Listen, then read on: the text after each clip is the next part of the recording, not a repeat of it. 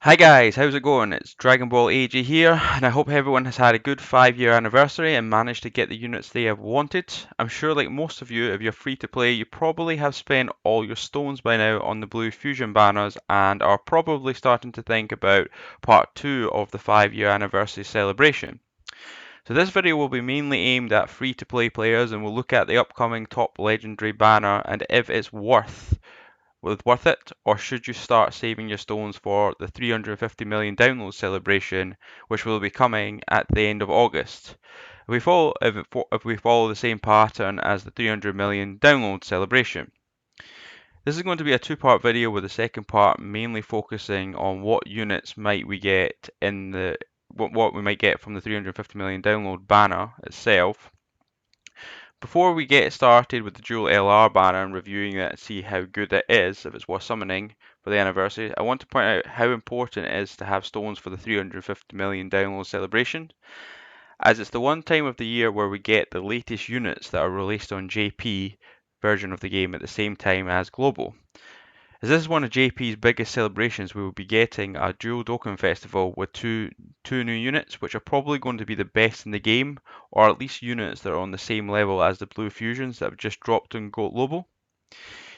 Anyway, let's get started by looking at the featured units in the Japanese version of the dual top legendary summon banner.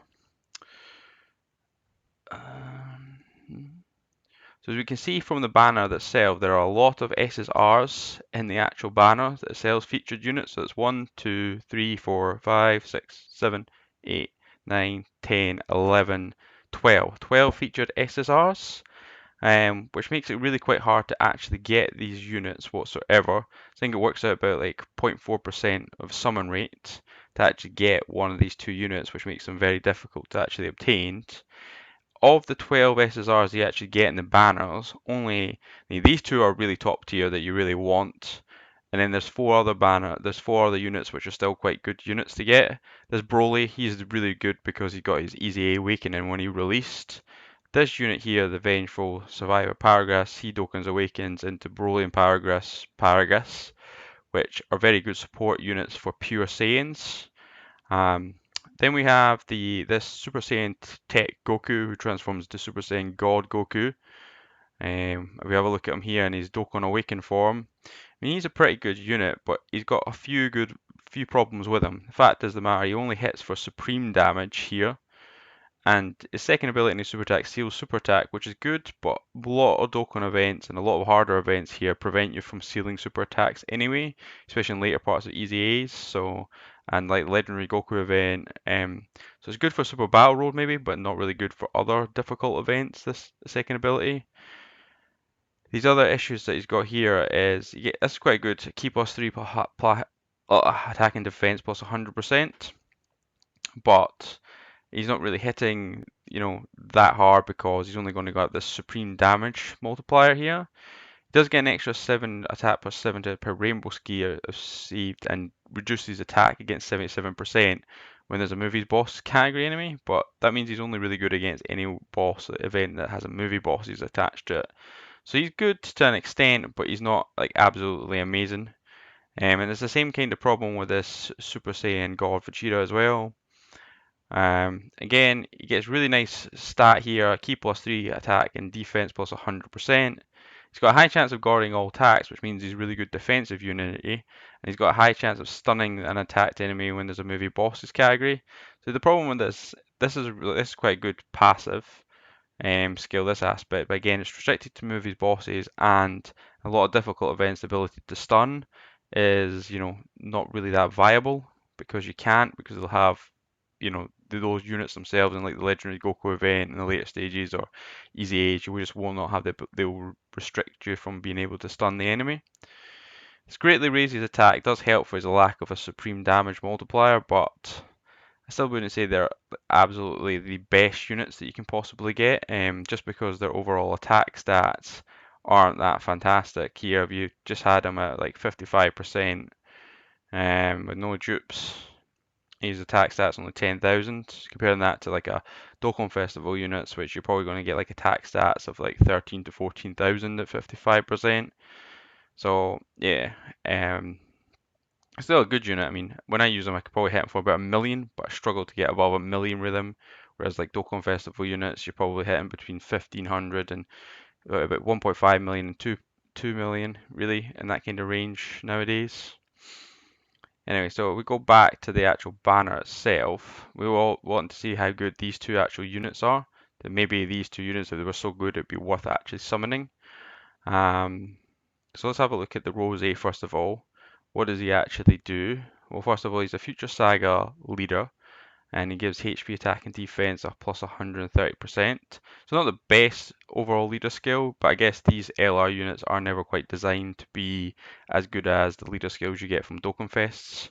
So there's better category leader for that. Um, so his super attack greatly raises defense for 1 turn and causes colossal damage, and then his 18 key super attack does greatly raise his defense for 1 turn and causes mega colossal damage. So that's okay, he gets a nice defense buff there, which makes him quite good for tanking. Starts off with attack and defense plus 66%, which on LR stats is still really, really good, and then gets a plus an additional 6% per key meter bar up to 120%. So he in theory can hit massively hard, and if you get him optimal up to 186%, with that, and he gets key plus 2 with each final blow delivered. So if he kills an opponent, you're getting an extra 2 key, which makes him kind of quite self-sufficient. And then he recovers 6% HP at the end of the end of the turn if he's actually attacked himself. So that's quite good.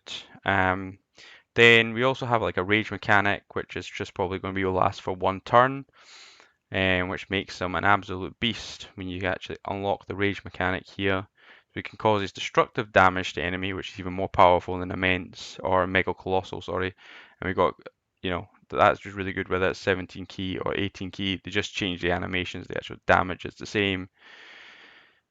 And his attacks are getting effective against all types, which is quite decent. And he's getting an extra key per actual orb obtained.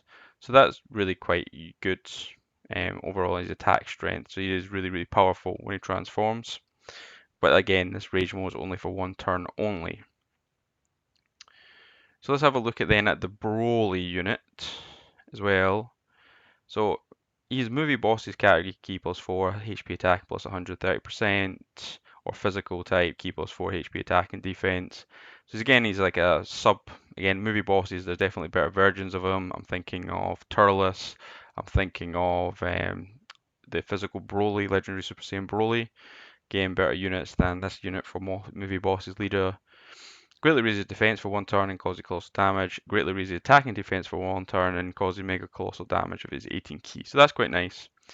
Then gets an attack and defense plus 15 key spheres here. So he's a bit of a nuker type unit, and he also gets like 15% that.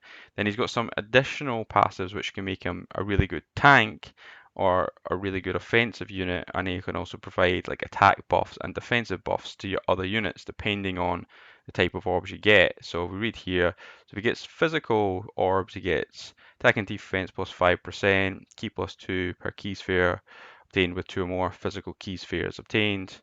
And then all allies get attack with plus 39% if he gets 2 or more AGL or strength key. All allies defense plus 39% if he gets 2 or more tech or int key spheres obtained. And he evades enemies' attack inclusive drag with 7 or more key spheres obtained. So if you get 7, which is pretty difficult to actually get unless you're using like items to get 7, sometimes he will actually evade automatically the enemy's attack. So it's he is a really good unit. Again, but my problem is not with these two units. These two units, how good they actually are as units. I mean, if you got them, you'd be really great. It's just overall, how good are they value on the banner, and how good is the actual banner? Is it worth your actual stones you're going to spend on it, or can you get more value from the 350 million downloads celebrations? The other thing we've got to talk about on this banner as well, we will get all of these 21 other LRs that are possibly unfeatured in the banner, but they're also available. Um, I mean, I wouldn't get too hyped the fact that all these units are on the game. So about 25% of these units are still really, really good units, like this Super Saiyan Goku from movie 7 against the androids. Androids 13, 14, and 15 is really good. The Kale and Caulifla is really good. The Goku and Frieza is a really, really good unit. This Tech Broly is still really, really good. mean, there's Tech Goku Black and Rosy Goku Black and Zamasu, still a really good unit. There's God Goku, is still a good unit. The Android 17 and 18 and 16 trio unit, still really good unit. So there's quite a few of them that are still really top tier even by today's standards. But the problem is you're going to get one of these guaranteed in your 55 special summon at the end of the 5-year anniversary. And that's why I'm kind of hard to think, in order to get like what you're getting value wise out of that, you need to spend about 250 stones, and you're already getting 250 stones worth in a free summon at the end of the 5-year anniversary, which is going to guarantee you at least one of these units, except from the Super Saiyan Goku over here. All the other 20 units are guaranteed in that banner. I did the 200 stone summon the other day, and I managed to get myself my first copy of this LR God Goku. So the 55-year special summon is really good value for money, and if you spend the equivalent of 200 stones, or 250 stones, sorry, on this banner, you're not even guaranteed to even get one of these LRs. So that for me, it just doesn't seem as that good value for money. So overall, in my opinion, spending stones on this banner won't be worth it. As good as the new LRs are, they are likely going to be difficult to pull, but they are not perfect. The rest of the banner isn't particularly great if you compare it with what you get on the actual Blue Fusions banners. It's likely the 350 million download banners will be on par of quality of the Blue Fusion banners. The new units from the 350 million downloads will likely be better than the Blue Fusions, or at least as good as the Blue Fusion units, which are better units than this Rose or this Broly Trio card. The one thing I forgot to mention about the Broly Trio card here is, sorry, wrong one, is he's only on a couple of categories. He's only on 2 categories whatsoever, yeah, movie bosses and join forces. Because of that, he's quite limited in really what categories you can actually run in any particular event, so he's not as totally as versatile as other units. So we go back to looking at this banner quickly. Yep. Yeah, and as I said, the majority of the actual LRs that are unfeatured in the banner will be in the 55 special summon. So if you're like me, you probably want to plan and actually start saving your stones from now rather than spending your stones that you're going to get for the rest of the anniversary on this dual Dokkan Fest, this dual LR banner. So how many stones will you actually get if you actually were to save stones? So we quickly have a look at the 5-year anniversary from JP. We've got a countdown of the kind of the stones that we'll get here. So if you look at part 1, this is based on 30th of July, 13th of July when I did the recording of this video. I believe you'll still get 40 stones from part 1 and login bonuses. So out of these 136 you get in total, I believe we'll get another 40. And then we'll also get another 10 stones in just the daily missions that you'll do to the next part of the anniversary, to part 2 of the anniversary. And I haven't actually done the virtual Dokkan Ultimate Clash yet. So I'm including in my countdown, you get an extra 40 stones from the virtual Dokkan. That's still because it just dropped today on the 13th. And we also get 2 stones from the extra from the weekend missions. It's not part of the anniversary, but every weekend we get the extra 2 stones for spending 50 stones on a Saturday and 50 stones on a Sunday. And we'll get 2 more of those. So then if we go into part 2 and part 3 of the celebration, I've kind of worked out is that the login stones, which I think the way the Dokkan Wiki has done it, they put all the login stones you'll get in part 1. So I'm including the login stones from part 2 and part 3 here. I believe we'll get another 76 stones still, and login bonuses from part 2 and part 3. We'll get 19 stones in just doing like the daily missions of beating 3 events. We'll get 6 stones in the weekend missions of doing 50 stamina on Saturdays and Sundays. We'll get 43 stones in total from the special missions for the 5-year anniversary in total there. And then we'll get 10 stones from the Dragon Ball Search campaign, which is in part 2, I believe, over here. We'll get then 15 stones from the Light and Hope campaign in part 3 of there. We'll then get 21 stones from the special weekend missions. that you get. We'll then get 30 stones from the thank you bonus. We'll get 31 stones from doing the infinite Dragon Ball history completion, and yeah, the Trunks version of the infinite Dragon Ball history event.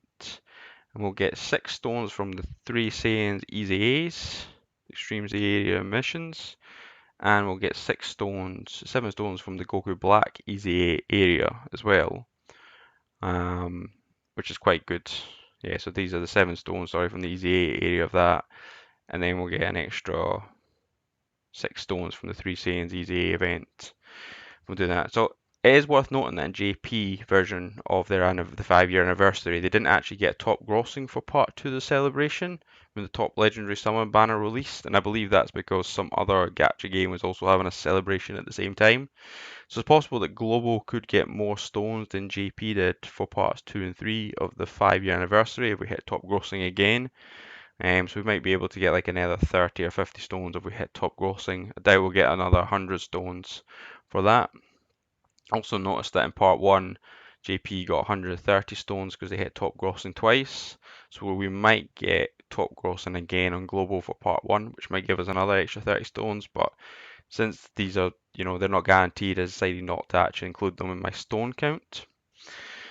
Yeah, so once the 5-year anniversary ends, there'll be a couple of weeks before the 350 million downloads begin.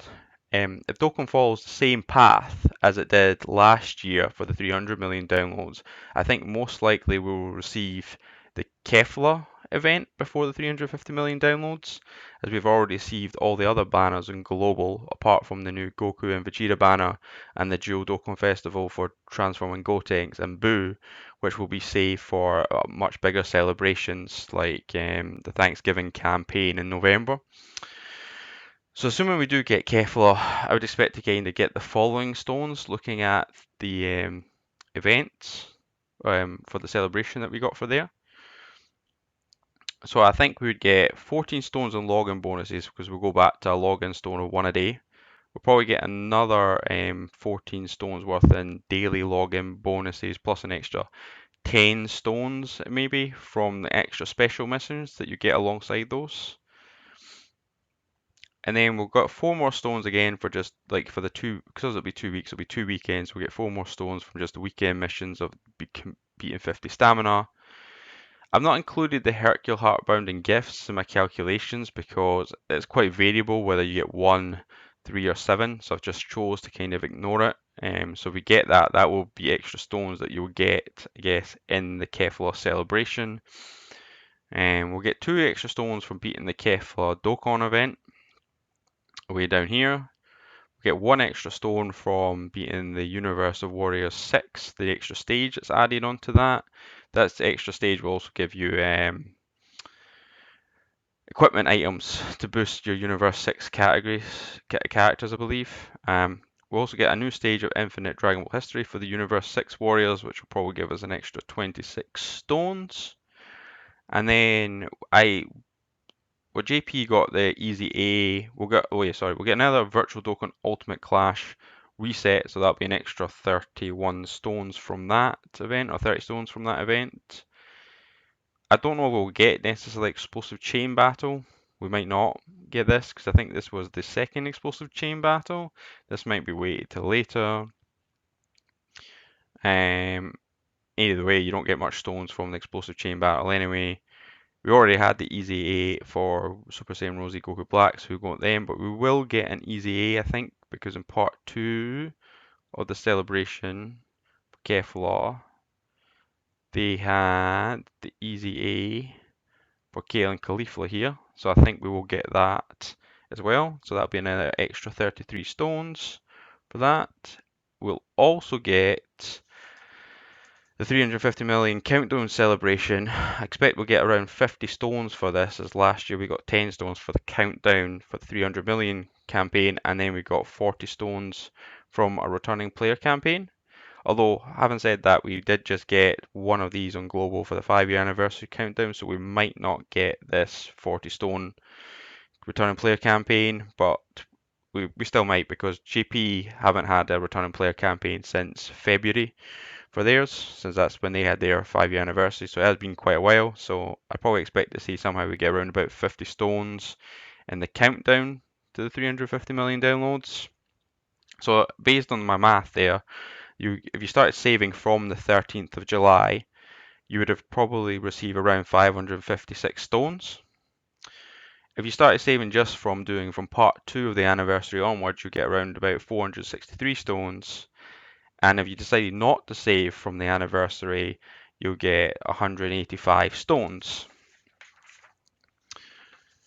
So from 556 stones to 185 stones is a huge difference. So based on the above, I think the extra stones will be much better value on the 350 million download banners, since they probably will have better units by far.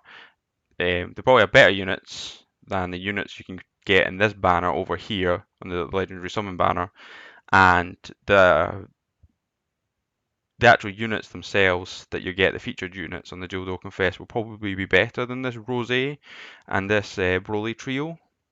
Not to mention you'll get more value for your stones, because we'll probably get discounted summons. We'll at least get buy 3, get 1 free in there, so you're getting an extra summon for every 150 stones you spend. In part 2, so thanks for watching that. So that's kind of my conclusions. I was thinking you should save for watching. You should save for the Dokkan for the 350 million download banners instead of spending on the Legendary Summon banner for part 2 of the celebration. I'm going to do a part 2 to this video. In the video I'll discuss the units that are likely to be there for the 350 million download celebration, as I believe there's a couple of options that Dokkan could do. If you enjoyed the video, please give it a like and please subscribe. Thanks for watching. Have a great day.